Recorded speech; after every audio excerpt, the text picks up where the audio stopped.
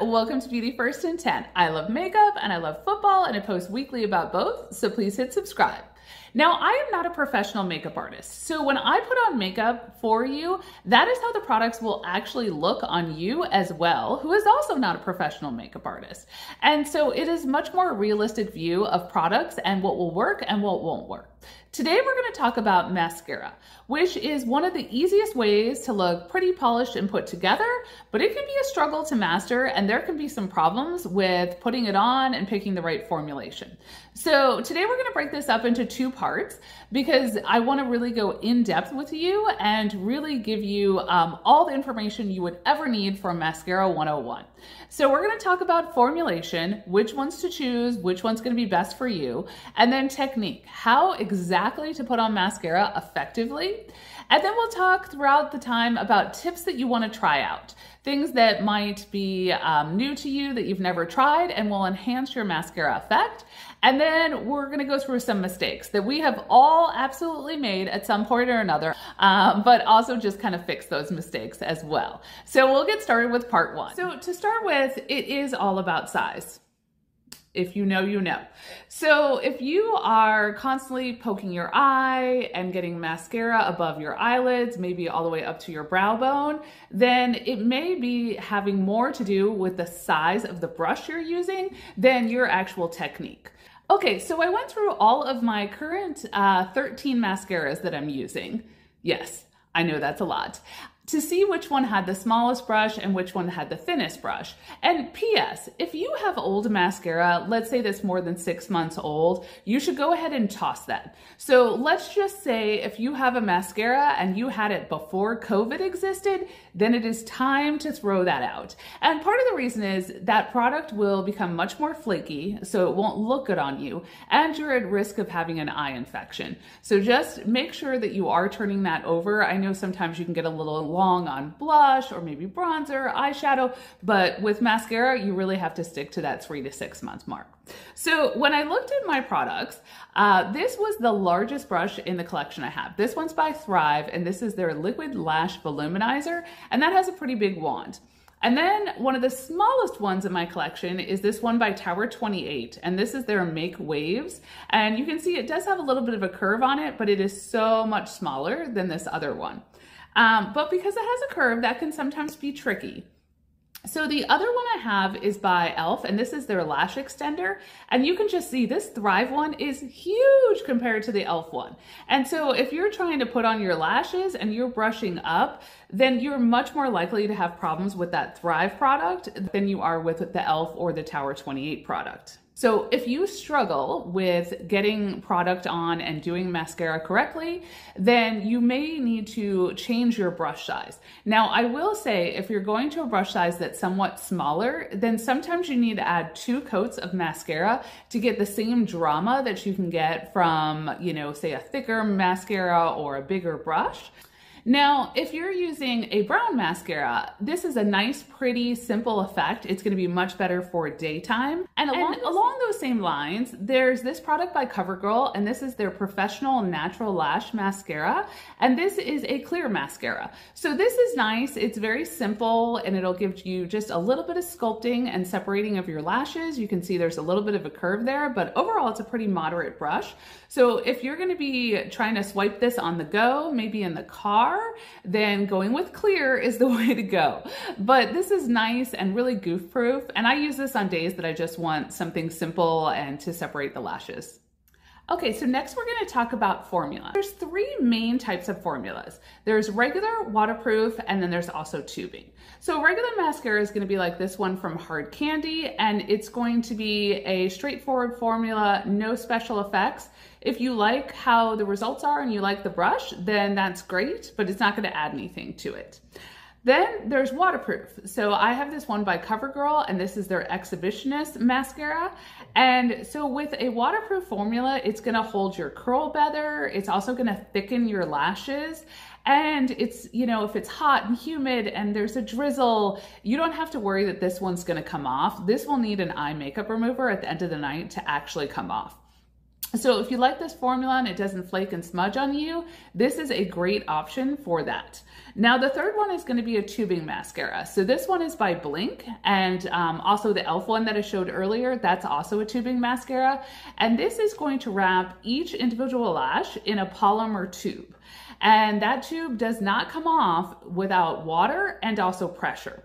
So when I want to take my tubing mascaras off, then I use like a little mascara or makeup eraser. And you want to basically do really kind of warm water, really saturate this. And then you're going to kind of pull in the direction that the lash grows to have this be removed. And those tubing mascaras also just do a great job of thickening. And, you know, with waterproof and with tubing, you don't have to worry that your products are going to come off. And that's really nice from a confidence standpoint, because if you can't check the mirror every 5 minutes when you're at work or you're out doing errands, and that winds up underneath your lashes, it's just embarrassing to have that happen when you come home. So if you're trying out a new mascara to see if you want to use it, always do that on a day that you're going nowhere and you're going to be sitting at home, and the only person that's going to see whether that flakes and smudges on you is you. But that will then give you confidence when you go out that your product is good for you. But with a regular mascara and with a waterproof mascara, you will have to use eye makeup remover to get those off cleanly. The tubing just needs the makeup eraser. Okay, so once you've picked which formula you're going to use, then there's two choices in those categories. There's either a voluminizer or a lengthening product. So I'm going to make this nice and simple. Just buy the voluminizer. That is going to be the best product. Everybody wants thicker, fuller lashes, and the voluminizer is going to do that by being a thicker product.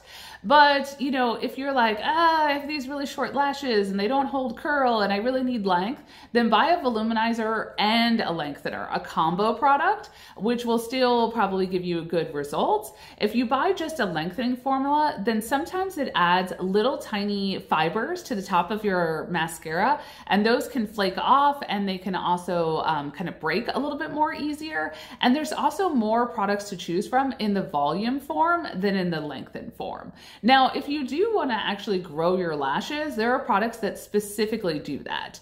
So there's this one here by Grande Cosmetics, and this is their Lash MD.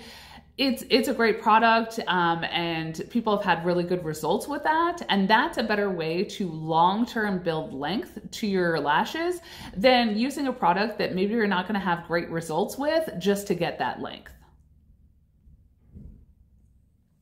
Okay, so another tip I'm going to mention, because you really should throw out your mascara every 3 to 6 months, is to invest in some minis. So these are a great way to both try out a product that maybe you're interested in but don't want to pay the full price for, and also when it comes time to throw these out, it doesn't feel as wasteful and a waste of money because there's less product in it at the time. And these generally come in about half the price of a typical mascara. So I have some ones. I have Too Faced Better Than Sex.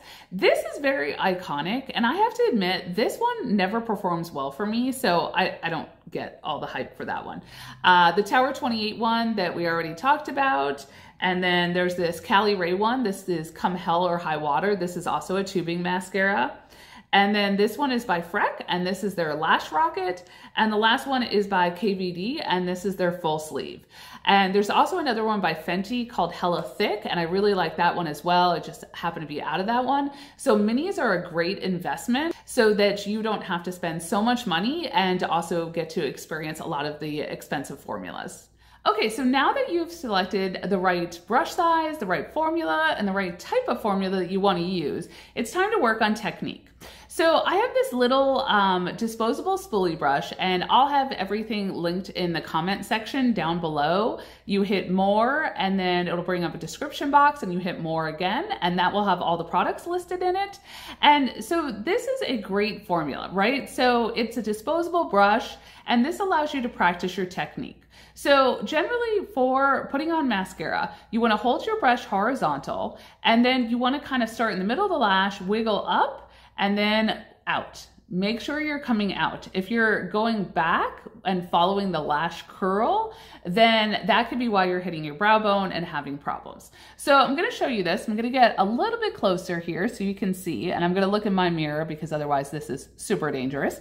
And so you're starting here in the middle of the lash, and then you're pulling side to side, and you'll feel them gripping, and then you're pulling up, and out. And I'll also sometimes move over to the side and I'll do that same thing and pull up and then out. And then that coming out part, I like to do that because it gives almost a lash extension or a false lashes look, because you're making your ones on the end kind of come out and in. Now you do want to get mascara across the whole lash, and sometimes it can be hard to do that same thing on the far inside corner. So for that one, I like to kind of make sure that you can see. I like to kind of wiggle here and then actually paint those up so that I can get every lash. And you do have to be careful because this is an area where you could hit a brow bone, but practicing your technique with a little disposable brush like this is a great way to start out. Okay, so now if you want to add a little bit more darkness to your lash and also a little bit more drama, then you can actually do both sides of your lashes. So how that's going to look is you're basically going to do this bottom side here and brush that in. And then you're gonna open your eye and then do the original thing that you were gonna do on that side. This is also especially really pretty with colored mascara, where you don't wanna just have violet or green on one side and then your regular lash color on the other side. It's better to do both sides with a colored mascara. Okay, so once the product has set for a few seconds, maybe up to 10, then you can go in with your second coat. Now, sometimes when I go in my second coat, I'll actually just do the outer lashes to give that lifted effect and not do the whole lash, but you can do the whole lash line. Okay, so another thing that you can use is a lash comb. This one is made by Tweezerman, but you can see it's got these little individual bristles here, and this helps to separate your lashes both before mascara and then after you apply it to get rid of any clumps and keep it nice and separated and keep lashes in the direction that you want it to go on. So again, I'll get in really close here. I'm just gonna back up my mirror. And so you're basically just kind of getting in between each lash and then pushing up. And I don't worry too much about hitting my top lid with this, although this is metal, so you should be careful. And then I'm just gonna do each individual one and kind of pull through, and then also do the beginning kind of line there. And then this will help you to avoid having issues and getting those clumps. And this will just give you nice mascara placement as well. Now, they do make some products that are sold on Amazon, and they help you to make sure that you don't get mascara both above and below your eye. So I'll put a picture up in the description here, but the other thing you can do is use, I'm just using this little remote control, but you can use a business card, and you're gonna place this right behind the eyelid, and then you're gonna basically brush. And so when you're brushing up, you're actually hitting the card or the object rather than hitting your line. And eventually you'll get better and you won't need that anymore. But it's a really nice, easy way to do that. Or they have these guides that they sell on Amazon. There's a bunch of them. Now, if you do find that despite all of your best efforts, you still wound up with mascara on your eyelid, just let it sit. Do something else, just let it be there until it's dry, and then you should be able to get it off with a Q-tip or a Q-tip that has a little bit of eye makeup remover on it to get it off, rather than if you try to smudge it right away, it will just literally go everywhere and it will be a mess. So just let those sit if you do have a mistake. Okay, so another tip that you want to try out to really kind of thicken your lashes and give them more volume, and probably not something that you've ever tried before, is to take that little disposable spoolie brush, and we're going to add some translucent powder to our lashes. So first, you can put on a regular mascara. I'm just going to put on this CoverGirl Natural Lash. So I'm going to get really up close here, and I'm just going to kind of do that wiggle motion, kind of pull out to the sides, and then paint and cover also the inside, and then just go up and out. So now that I've got that on, I'm going to let that sit for a few seconds, and then I'm going to take my spoolie and my translucent powder, and I'm just going to rub this all in there, kind of tap this off, and then I'm going to apply that directly where I put that mascara. So again, I'm just doing the same thing, and this is depositing some of that powder directly onto the lashes where it will kind of help coat them and give them some thickness associated with that. Now, you want to make sure that you already have some mascara on, whether it's, your regular mascara or a clear one, because that way it has something to grab onto. So next we're going to apply our e.l.f. This is that Lash Extender Tubing Mascara. So we're going to apply this so you can kind of see the difference between the side that doesn't have mascara and the side that does. So again, just to remind you, it kind of has that thinner brush. And so we're going to go in here now that we've got that on. And we're just going to wiggle up and out, and then move over a little bit, wiggle up and out. And then the very little last bit of lashes, I'm just going to paint those outer ones. And then I'm also going to paint and make sure we coat these inner lashes. So there you go. And then I'm going to use my lash comb just to be helpful here. And so I don't really have any clumps with this one, but just to show you that you would come in right after you've put it on before it sets to make sure that you get it. Now, it's important to keep in mind that once your mascara sets and it is dried down, you're done.